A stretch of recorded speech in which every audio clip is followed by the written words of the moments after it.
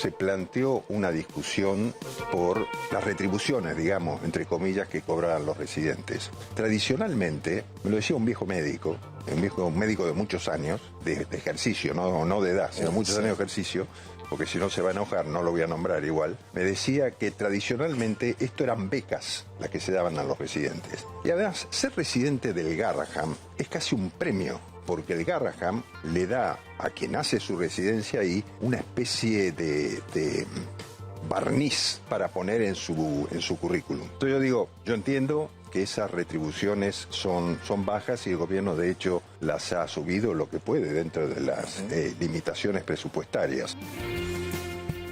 La cuestión del Hospital Garrahan se ha convertido para el gobierno en una pulseada, en un test match, en una final de Libertadores, casi les diría, porque han mandado a todos sus voceros, incluso a los que se supone que son los más racionales, como el jefe de gabinete Guillermo Francos, a defender lo indefendible. Entonces, echan manos de relatos, como en este caso, para decir, no, pero a mí un viejo médico me dijo que ser residente es un privilegio. Toda zaraza para no poner la plata. Entonces ahora se está planteando claramente, porque el Estado argentino es un Estado pobre, en crisis, esto hay que asumirlo, y cualquiera que sea presidente tiene que gestionar la pobreza de los presupuestos del Estado argentino. Entonces ese Estado argentino que le niega los aumentos al Garrahan es el mismo que tiene bolsillo de payaso hacia los bancos, o hacia los ruralistas bajándole las retenciones, o hacia los ricos cuando bajó el impuesto de los bienes personales. Por ahí tiene que pasar la discusión. Todo lo otro son globos de ensayo, cortinas de humo, cañitas voladoras, pónganle el nombre que quieran, pero estos relatos, este relato mítico que ahí dice Franco, no, porque a mí me decía un viejo médico que tiene que ser un privilegio ser becario del Garrahan, porque ahí... No, muchachos, un médico pediatra ya estudió por lo menos 7, 8 años a la hora de llegar a una residencia en el Garrahan. Entonces le pagan. Cuando un médico va a hacer una residencia a cualquier otro país del mundo, le pagan. Ya es un especialista. Efectivamente está haciendo una práctica en un lugar de campo, pero esa práctica no es la práctica de un estudiante.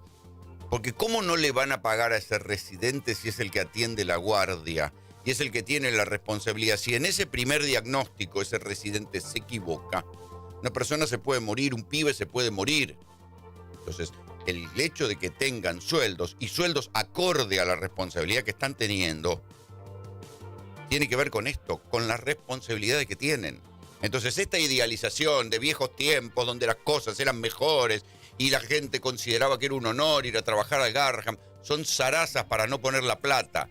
La misma plata que ponen alegremente para bajarle los impuestos a la gente del campo, la misma plata que ponen para bajar impuestos a los bienes personales, la misma plata que ponen en tasas para que los bancos les acepten una renovación de la deuda, el mismo bolsillo de payaso que se abre para todas esas cosas, ha hecho de no aumentarle el sueldo a los residentes del Garrahan una cuestión de batalla ideológica. Lo mismo que decíamos ayer, el presidente está llegando a los extremos de decir que son genocidas los que no apoyan un aumento a los jubilados. ¿En serio?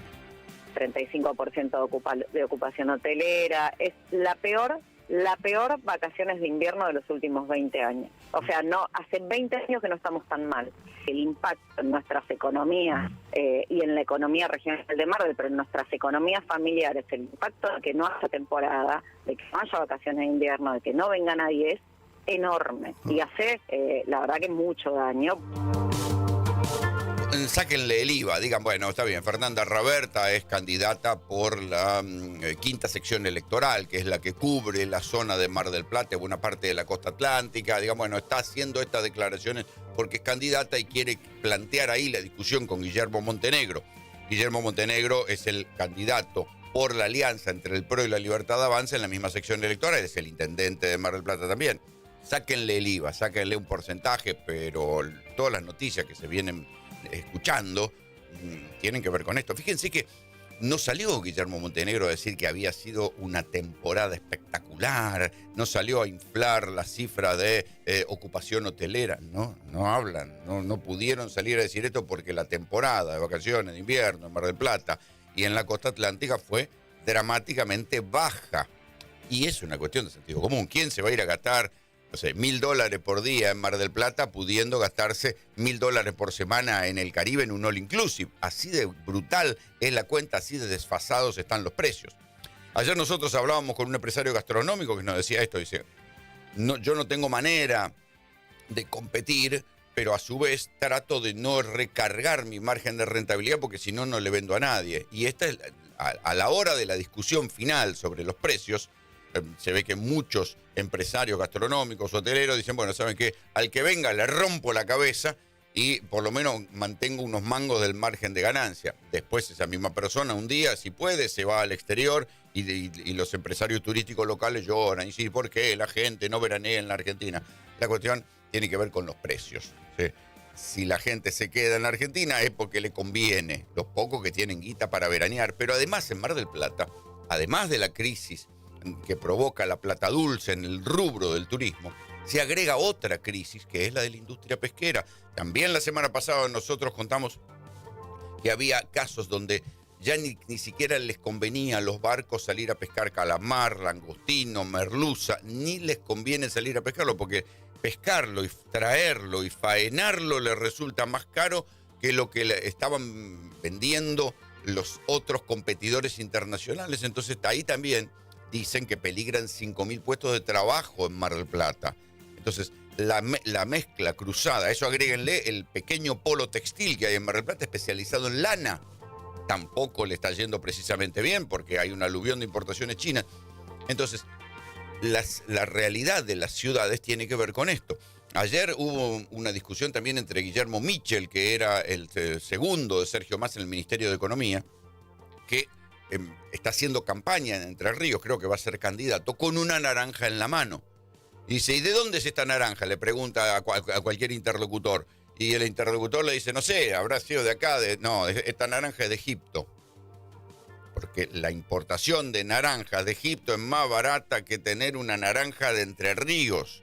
Estos son los desfasajes que hay en la economía argentina y estos son los que van a estar en la crítica del lado de la oposición para las diferentes rounds electorales que se vienen. Del otro lado, en el caso de la provincia de Buenos Aires, por eso en el caso de Mar del Plata, pero en todos se va a repetir lo mismo, lo que van a hacer es cabalgar sobre la crítica a la inseguridad.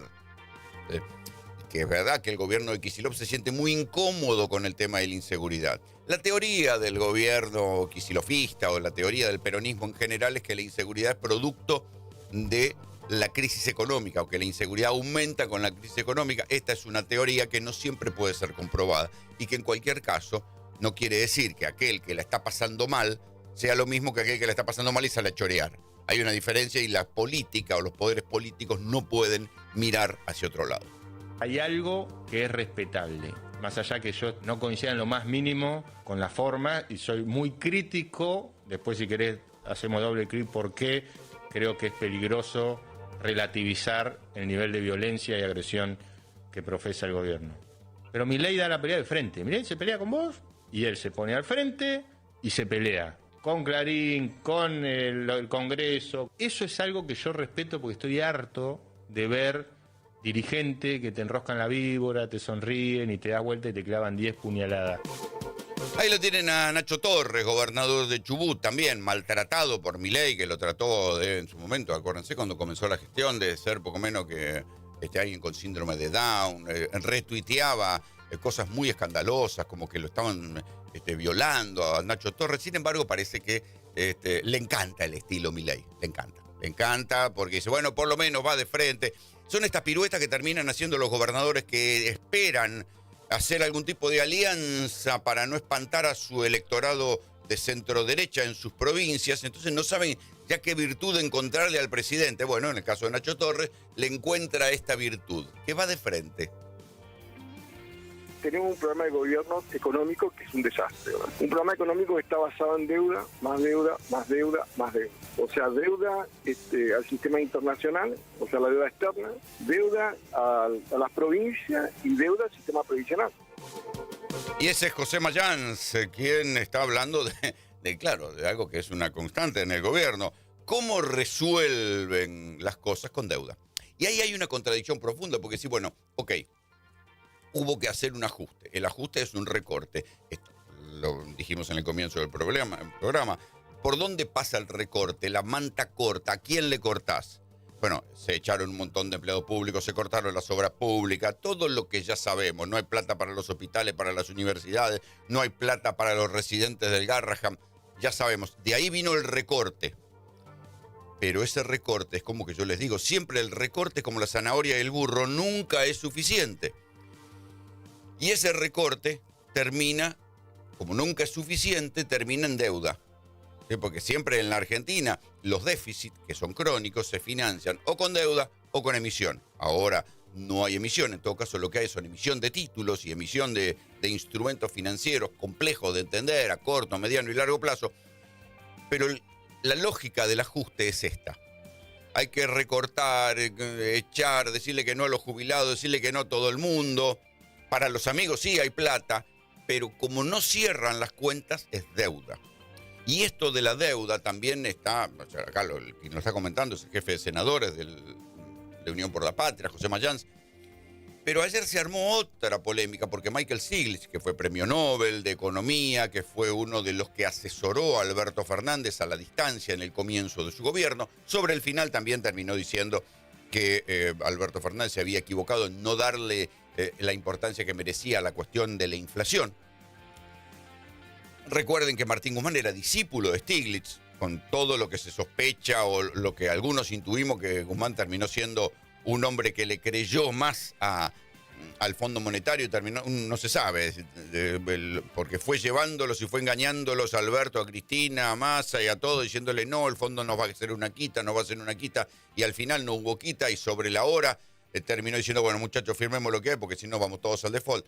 Una discusión que se dio dentro del peronismo. De hecho, Cristina y Massa rompen en algún momento con Guzmán y le piden a Alberto la renuncia diciéndole, viejo, este tipo nos cagó.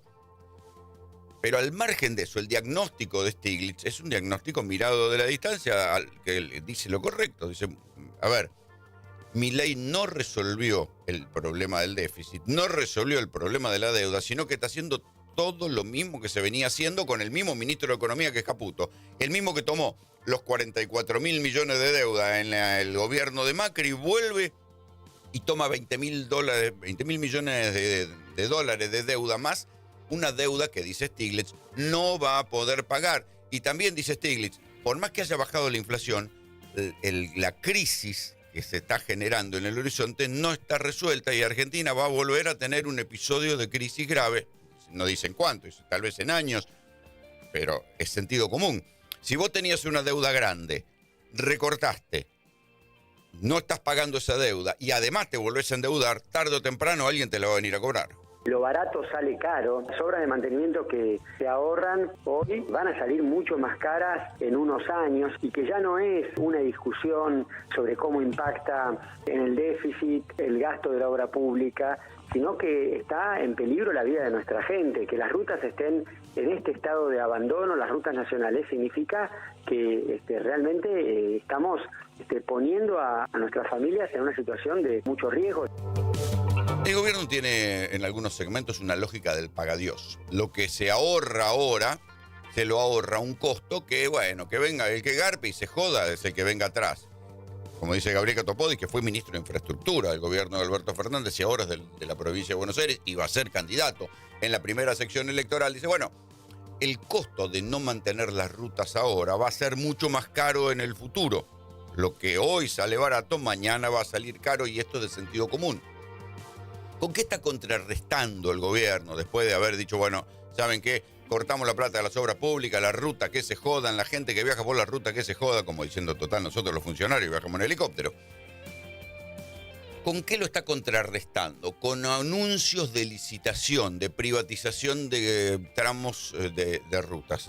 Ayer o anteayer salió en los diarios que el gobierno está listo para anunciar la licitación de una cantidad de rutas que andás a ver cuándo salen, porque eso es un tramo licitatorio, tiene que haber diferentes oferentes, tiene que haber diferentes cotizaciones, después vienen las impugnaciones, eso toma un tiempo. Mientras tanto, agarrate si tenés que viajar por una ruta nacional por la Argentina.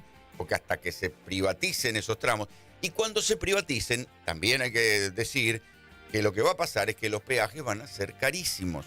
¿Y esto qué va a pasar? Va a provocar el aumento del costo nacional. Porque mientras se mantenga este esquema de plata dulce que el gobierno defiende, los costos en dólares van a ser más caros. Ya el costo del transporte, el costo logístico en la Argentina es caro. Ustedes recordarán infinidad de anécdotas de tipo que dicen, me cuesta más caro mandar mis aceitunas desde La Rioja al puerto de Buenos Aires que del puerto de Buenos Aires a Europa por el flete.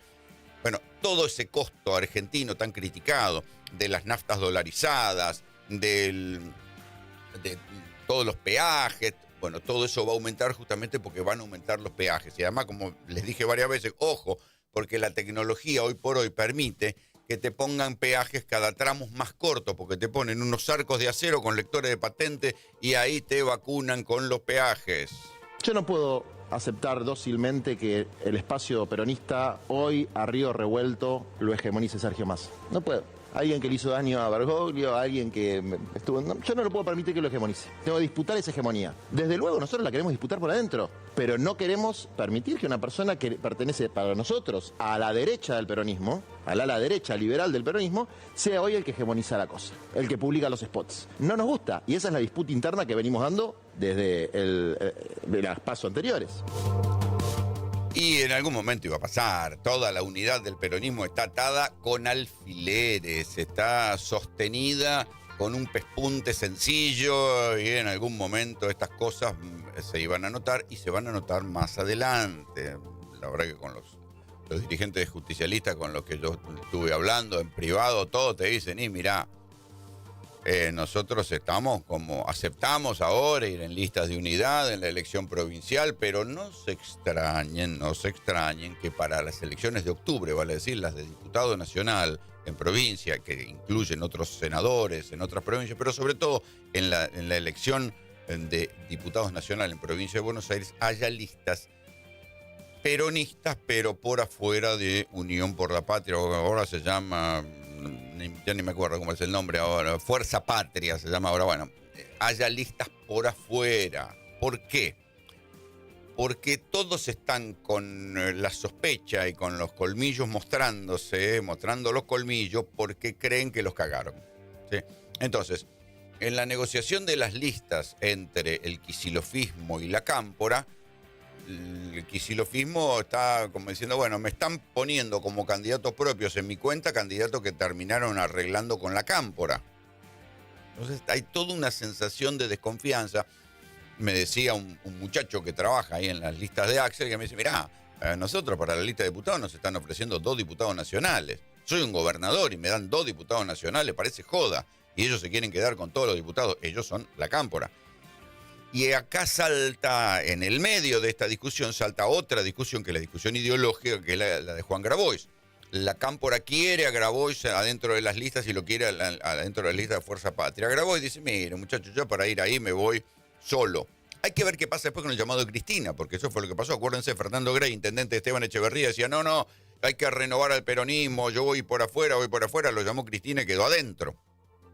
En el caso de Grabois, ¿qué pasará? Si lo llama Cristina y le dice vas en la lista, o Grabois está tensando la cuerda diciendo que va a ir por afuera para sumar diputados contra Milei, para no ir en las listas mezclado con la gente del Frente Renovador, o sea, la de Massa, a los que él considera del ala derecha. Esta es la discusión que en algún momento va a estallar. No se extrañen que vayan la lista de Fuerza Patria en octubre, para las elecciones de diputados nacionales. Vaya a la lista de Fuerza Patria, pero por afuera haya una lista de Grabois, una lista de Moreno, una lista de Santiago Cunio, y que alguno de ellos, además, porque los intendentes a su vez le están diciendo a Kicillof, vos en serio vas a tener 2 diputados y nosotros ¿qué vamos a tener? Y después están los sindicalistas y dicen, nosotros vamos a tener nada, no vamos a tener ningún candidato, nadie metido adentro. Entonces, ojo que la unidad del peronismo está agarrada con alfileres y son esas situaciones, cualquiera que prende un fósforo puede estallar todo y después hay que ver quién apaga ese incendio.